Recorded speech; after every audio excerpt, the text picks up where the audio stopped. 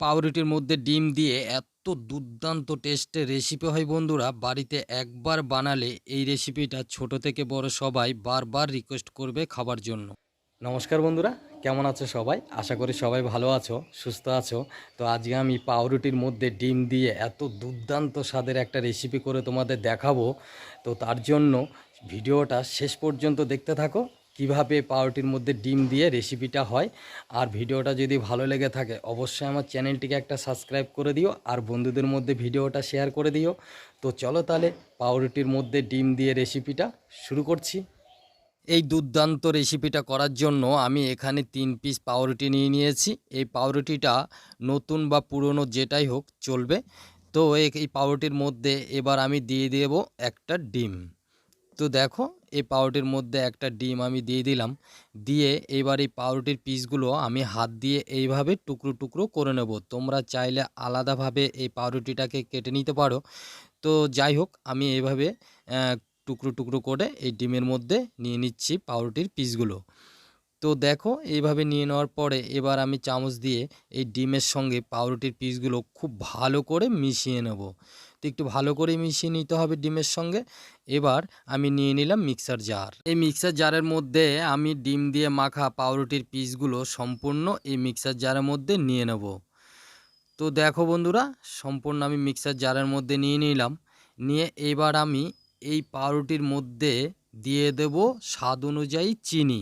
তো তোমরা কম বেশি যে যেমন চিনি খাবে সেই অনুযায়ী চিনিটা দিয়ে দেবে বন্ধুরা। এবার আমি দিয়ে দিচ্ছি এখানে লিকুইড দুধ। তবে দুধটা একটু কুসুম গরম রাখতে হবে, একবারে নর্মাল দুধ দিলে চলবে না, একটু হালকা কুসুম গরম করে নেবে দুধটা। এবার সব কিছু খুব ভালো করে ঘুরিয়ে আমি একটা সুন্দর পেস্ট তৈরি করে নেব। তো দেখতেই পাচ্ছ বন্ধুরা, খুব সুন্দরভাবে একটা পেস্ট তৈরি করে নিলাম। এই পেস্টটাকে বেশি গাঢ় বা বেশি পাতলা করা যাবে না, একবারে মিডিয়াম রাখতে হবে। তো এবার আমি একটা ছাঁকনি নিয়ে নিলাম, নিয়ে একটা বাটির উপরে ছাঁকনি দিয়ে এবার আমি এই পেস্টটাকে খুব সুন্দরভাবে ছেঁকে নেব, যেন এর মধ্যে কোনো দানা জাতীয় ভাব না থাকে। তো দেখো বন্ধুরা, খুব সুন্দরভাবে আমি ছেঁকে নিলাম। আর দেখতেই পাচ্ছ, আরেকবার দেখিয়ে দিয়ে এর ঘনত্বটা দেখো, একবারেই পাতলা নয় আর একবারেই গাঢ় নয়, মিডিয়াম রাখতে হবে মিশ্রণটাকে। তো এই মিশ্রণটা আমার পুরোপুরি রেডি। এবার দেখো বন্ধুরা, আমি নিয়ে নিলাম একটা বাটি। এই বাটির মধ্যে আমি সামান্য তেল দিয়ে এবার আমি একটা টিস্যু পেপার দিয়ে এই বাটির চারদিকে আমি তেলটা খুব ভালো করে লাগিয়ে নেব। তোমরা চাইলে এখানে যে কোনো বাটি ব্যবহার করতে পারো, কোনো অসুবিধে নেই। তো আমি তেলটা এই বাটির চারদিকে গায়ে খুব ভালো করে লাগিয়ে নিলাম। এবার একটা প্যানের মধ্যে বেশ কিছুটা চিনি নিয়ে নিলাম। এবার চিনিটাকে খুব ভালো করে নেড়েচেড়ে ক্যারামেল তৈরি করে নেব। এটা কিন্তু করার সময় গ্যাসের ফ্লেমটা মাঝে মাঝে হাইতে দিতে হবে, আবার মাঝে মাঝে কমিয়েও দিতে হবে। নাড়তে নাড়তে দেখো, এটা বেশ সুন্দর রং চলে এসছে। এবার এটা গ্যাস থেকে নামিয়ে নেব, না হলে কিন্তু এটা পুড়ে যেতে পারে। কি সুন্দর কালার এসেছে, দেখেই তোমরা বুঝতে পারছো ক্যারামেলটা আমাদের একেবারেই রেডি। এবার এটাকে নামিয়ে নেব। যে বাটির গায়ে আমি তেল মেখে রেখেছিলাম সেই বাটির মধ্যে ক্যারামেলটা আমি গরম অবস্থায় ঢেলে দিলাম। দিয়ে এইবার আমি এই গরম অবস্থায় আস্তে করে এই চারদিকে নাড়াতেই দেখো খুব সুন্দরভাবে চারদিকে এইভাবে ছড়িয়ে গেছে। এবার আমি একটু ঠান্ডা হওয়ার পরে হাত দিয়ে তোমাদের দেখিয়ে দিচ্ছি, হাতে লাগছে না। এবার যে পেস্টটা বানিয়েছিলাম সেই পেস্টটা খুব ভালো করে নেড়ে চেড়ে নেব, যাতে কোনো জায়গাতেই যেন দলা দানা পাকিয়ে না থাকে। স্মুথ এই ব্যাটারটা এর মধ্যে ঢেলে দিলাম। দেখো, দেখতেই পাচ্ছ খুব সুন্দরভাবে ঢেলে দিলাম। এবার দিয়ে হাত দিয়ে এবার এইভাবে একটু ঝাঁকিয়ে দিয়ে দিলাম, যাতে করে ব্যাটারটা খুব ভালোভাবে চারদিকে বসে যায়। এবার দেখো বন্ধুরা, আমি নিয়ে নিলাম কিছুটা পরিমাণ কিশমিশ।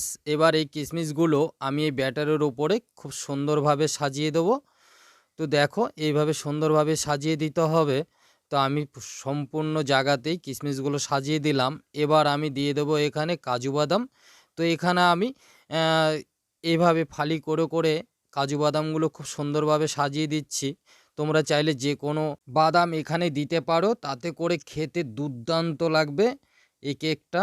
এবার একটা কড়াইয়ের মধ্যে বেশ কিছুটা জল গরম করতে বসিয়ে দিলাম।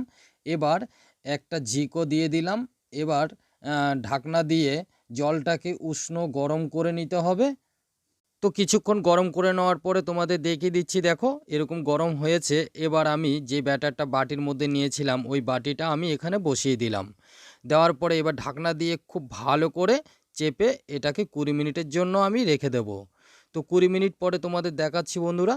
তো দেখো এবার আমি একটা ছুরি দিয়ে এইভাবে দিয়ে তোমাদের দেখাচ্ছি। দেখো ছুরির মধ্যে হালকা লেগে আছে, তাই আবার 10 মিনিটের জন্য রেখে দেবো। তো 10 মিনিট পরে দেখো বন্ধুরা পুরোপুরি হয়ে গেছে আর কত সুন্দর হয়েছে দেখতেই পাচ্ছ। এবার হাত দিয়ে এইভাবে দেখাচ্ছি, তো কত সুন্দর ফুলে গেছে আর কত সুন্দর হয়েছে। তো এবার এটাকে আমি নামিয়ে নিলাম, ঠান্ডা হতে দিলাম। ঠান্ডা হয়ে যাওয়ার পরে এবার আমি ছুরি দিয়ে এইভাবে সাইডটা আস্তে আস্তে করে কেটে নেব। কেটে নিয়ে দেখো দেখতেই পাচ্ছ এইভাবে কেটে নিলাম। এবার এর ওপরে আমি একটা থালা দিয়ে দেব। এবার থালাটা উল্টেই আমি দেখো আস্তে করে বাটিটা তুলতেই বেরিয়ে যাবে দুর্দান্ত স্বাদের কেক। দেখতেই পাচ্ছ বন্ধুরা কত সুন্দর কেক হয়েছে আর এতটাই টেস্টি আর এতটাই খেতে সুস্বাদু হয় বন্ধুরা, একবার খেলে বারবার খেতে ইচ্ছে করবে। তো এবার আমি ছুরি দিয়ে কেটে তোমাদের দেখিয়ে দিচ্ছি। তো দেখো আমি এইভাবে ছুরি দিয়ে আস্তে আস্তে করে কেটে নিচ্ছি। তো এতটাই স্মুথ আর এতটাই নরম হয়েছে বন্ধুরা, একবার না খেলে বুঝবে না। তো দেখো ভিতরটা বেশ খুব সুন্দর হয়েছে আর দেখতে এতটা সুন্দর লাগছে আর খেতে দুর্দান্ত হয় বন্ধুরা। বাড়িতে একবার হলেও ট্রাই করো, মানে খেতে দুর্দান্ত লাগে। তো বাচ্চারা তো খেতে চাইবেই বন্ধুরা। যেভাবে দেখালাম টিপস অ্যান্ড টিপস, এভাবে বাড়িতে অবশ্যই বানিয়ে খেও বন্ধুরা, দুর্দান্ত লাগে আর খুব লোভনীয়। তো ভিডিওটা কেমন লাগলো বন্ধুরা কমেন্ট করে জানাবে। যদি ভালো লেগে থাকে অবশ্যই আমার চ্যানেলটিকে সাবস্ক্রাইব করে দেবেন আর বন্ধুদের মধ্যে ভিডিওটা শেয়ার করে দেবে। ভালো থাকবেন, সুস্থ থাকবেন, দেখা হবে নতুন কোনো রেসিপি নিয়ে।